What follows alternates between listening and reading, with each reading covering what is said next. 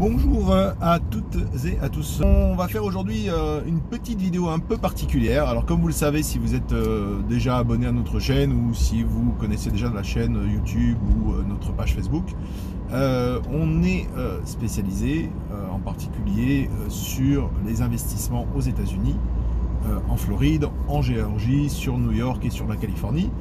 Quand je dis investissement, ça peut être, je dirais, de tout ordre. Investissement à titre personnel pour investir sur une résidence principale ou secondaire, pour préparer une immigration future ou je dirais proche, sur les investissements immobiliers classiques, locatifs, commerciaux ou même sur des constructions. Mais aujourd'hui, cette vidéo, comme on va faire un petit peu comme ça en direct sur le tas, c'est pas une vidéo préparée, c'est plus une vidéo en fait qui découle d'un constat qui revient assez souvent. C'est que les gens qui nous appellent, que ce soit des gens qui nous appellent en direct ou des gens qui nous ont en contact par le biais de leur gestionnaire de patrimoine ou des gens avec qui on travaille de manière régulière pour accompagner les gens, sont aussi, je dirais, particulièrement sensibles aux conseils qu'on peut leur donner sur tout ce qui va autour de leur investissement, c'est-à-dire tout ce qui va être nécessaire quand ils viennent ici, si toutefois ils veulent venir, c'est pas obligatoire, mais en tout cas quand ils viennent ici, ils vont avoir besoin de conseils, éventuellement en tout cas, pour tout ce qui va être déplacement, les avions, les locations de voitures, les hôtels, les cartes de téléphonie pour pouvoir rester joignable, pour pouvoir avoir son GPS dans la voiture, etc., etc. Tous les conseils qu'on va pouvoir apporter à nos clients.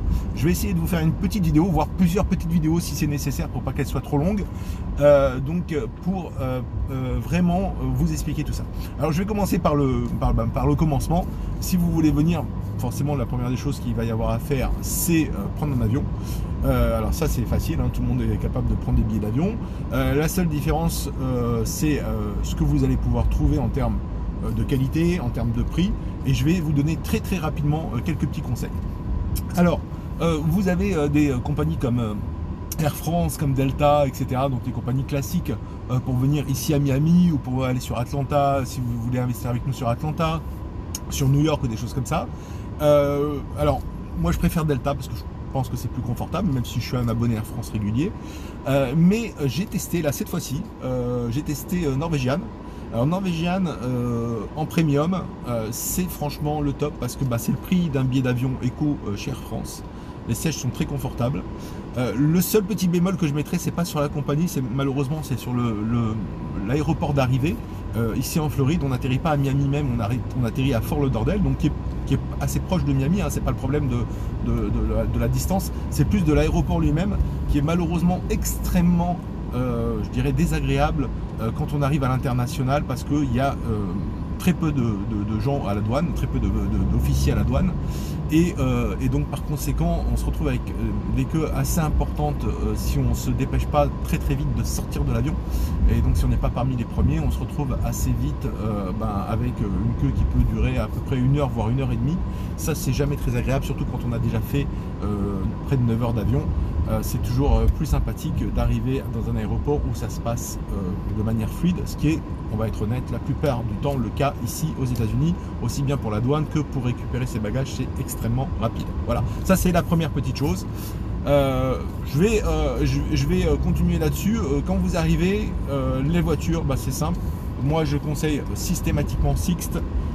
Parce que d'abord parce qu'ils sont pas chers, en tout cas ici à Miami et sur Atlanta aussi. Ce que je vais vous dire par contre n'est pas vrai sur New York, parce que sur New York les voitures sont beaucoup plus chères en termes de location, et surtout il est extrêmement difficile de se garer et très cher. Donc si vous allez sur New York, je vous conseille fortement de rester avec les taxis, les Uber ou tout simplement le métro qui a qui est aussi une bonne solution si vous voulez vous déplacer sur New York et qui est vraiment extrêmement économique.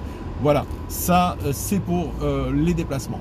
Alors je vais arrêter là la vidéo pour pas qu'elle soit trop longue, mais je vais continuer à vous faire des petites vidéos pendant que je roule, pendant que je me balade là sur Miami et que je fais mes petites courses.